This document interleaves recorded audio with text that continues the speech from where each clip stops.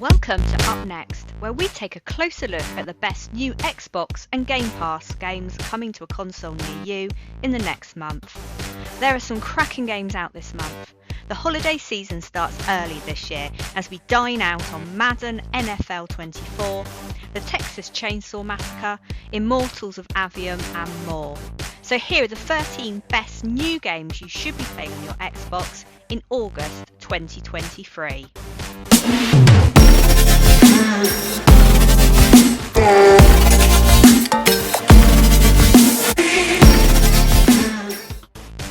And our first pick is Gourd. Gourd is a grimy-looking adventure strategy game with a cracking pedigree. It's published by Team 17, who have a nose for high-quality indies, and its developers are Covenant.dev, who are a gaggle of ex-CD Projekt creatives. If they can bring even a fraction of the quality of their previous games, then we're in for a cracker. Marred in Slavic folktales, it's a grim fantasy tale where you build and manage a community. Construct fortifications so that your people can be protected against enemy tribes and gruesome monsters. But then you're worrying about the plagues and infighting from within the walls.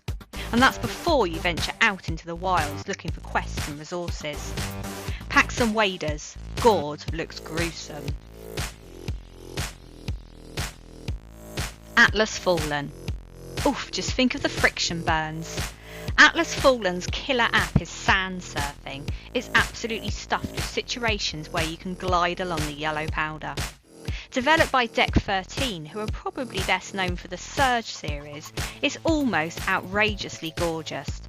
The vast sandy dunes are expansive and beg to be explored.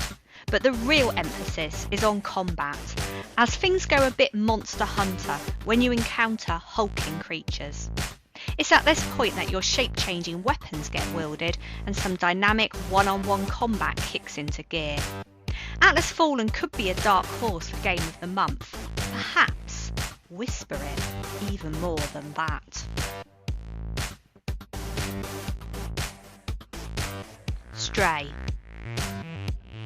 Wind back a few months and we would have said that Stray would never come to Xbox. But a surprise announcement in the Annapurna Games showcase meant that Stray was not only scampering onto Xbox, but was doing so in a matter of months. Why should you care?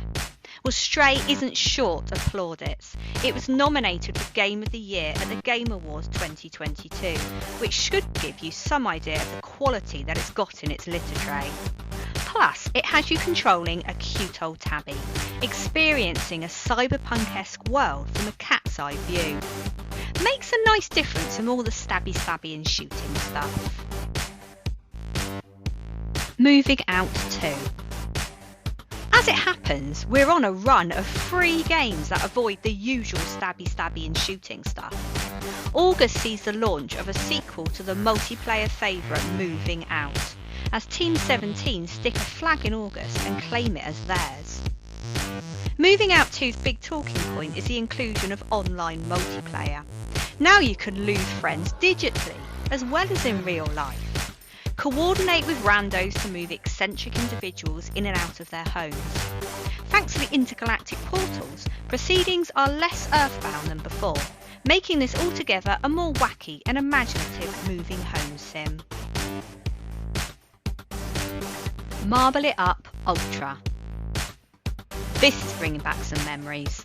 The team behind Xbox Live Classic Marble Blast Ultra are back, 17 years after the first game, to roll over your toes with a new spherical puzzle game.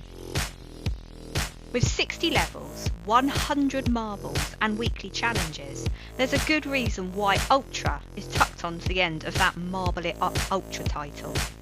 If the original game is anything to go by, we will be cursing physics, climbing leaderboards and collecting power-ups as we race for the best times. 17 years though, where's it all gone?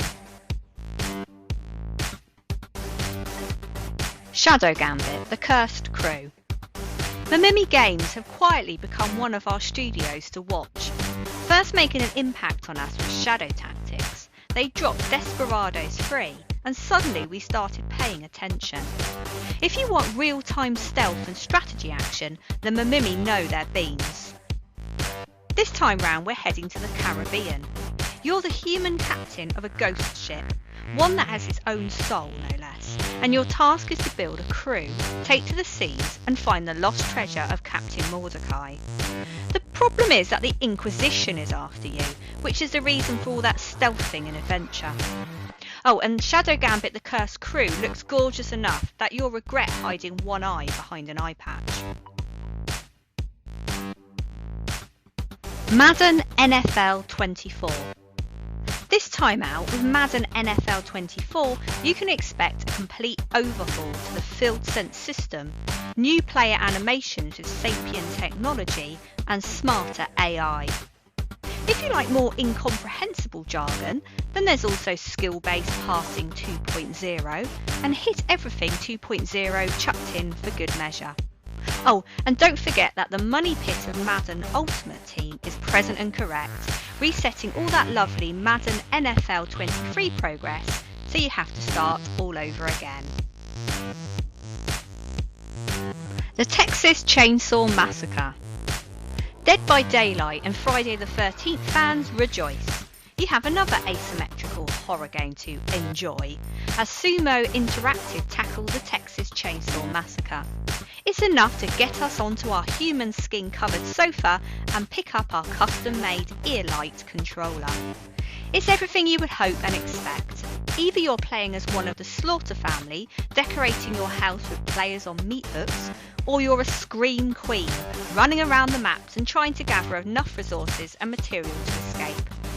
With Friday the 13th the game soon to be delisted, it may be time to hop ship and get a different dose of 70s horror. Immortals of Avium. Bit of a curveball this, and Immortals of Avium could go any which way. Coming from EA, sturdy, well-known publishers, it's a debut game from Ascendant Studios, who are less well-known, but is being led by the creative director of Dead Space and Call of Duty. Bit of a mixed bag, that. The pitch is that it's a first-person shooter, but with magic, and it's purely a single-player game rather than anything more live service-bound. Perhaps we should treat it as an action progression from Hogwarts Legacy. We're less sure about the emo Jack as the main character, but the world and surrounding art gives us hope. Jack is aiming to join the Immortals, the champion protectors of Lucium, and he's chosen a time when the world is about to be swallowed up by ancient forces. You couldn't have submitted the application a few weeks ago, Jack. Blasphemous 2. Blasphemous, if you haven't played it, was a rather brilliant little hack and slasher that came out in 2019. And it did a better job than Dante's Inferno, the game, at delivering a twisted interpretation of the afterlife. It fully deserved a sequel, and now here we are. The story continues from the Wounds of Eventide DLC from the original game, as the penitent one has been tossed back into a cycle of death and rebirth. Also, he can face the miracle and the birth of another miracle child. So far, so Blasphemous 1. But we're promised a completely non-linear world, more choice in character progression, and even bigger, more daunting bosses in Blasphemous 2. Daymare 1994 Sandcastle. Daymare 1998 was a fun, if derivative and clunky, love letter to the 90s survival horror. You just know it had a poster of Chris Redfield up in its room. But that leaves it lots of room for technical improvements and a unique identity. Perfect sequel fodder then. Daymare 1994 Sandcastle hasn't done things by halves. It looks like a completely different game, moving several notches up in the fidelity ladder, and introducing what seems to be a more electric flavoured feel to its enemies. That Sandcastle moniker is a bit of a red herring, by the way. You're not fighting through the Raccoon City mansion, redone in sand, which we would buy, by the way, Capcom. It's the name of an operation that investigates the very first outbreak that led to Daymare 1998. Everspace 2. The sequel to the well-received space shooter came out in April on PC and is now docking with Xbox and other consoles. If you're not well versed in what it offers, imagine a fast-paced, single-player shooter with lovely luminescent visuals that has a habit of straying off-piste to do a bit of mining, crafting and trading. It's Elite Dangerous on fast forward, and we mean that as a compliment. It has you playing as a clone called Adam, as you try to find your place in the universe, and it's gained a very positive on Steam. Bodes rather well. WrestleQuest. Unlike a lot of the recent indie wrestling games that we've been grappling with, WrestleQuest is undoubtedly the most imaginative, whimsical and nostalgia-fueled. It's a hero's journey in tights, as the promotional material says, as you take your newbie wrestler on an adventure through a magical realm with wrestling greats as your mentors.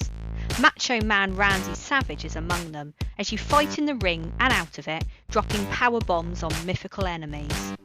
It's a fever dream brought on from Papa Shango's spells, and we can't wait to see what it's got hiding under the ring. What a month August is shaping up to be, with a whopping 13 games that we think you should be playing on your Xbox and through Game Pass. But we had to apply a vigorous filtering system just to get to these new games, as there are some fantastic new titles that we had to ignore. Stray Gods, the role-playing musical, and Armored Core 6 Fires of Rubicon hurt the most, so make sure to keep an eye out for those two as well. For now, let us know what games you'll be playing from our August 2023 list. The comments are below. And of course, if you haven't already, please consider subscribing to our channel for more Xbox news.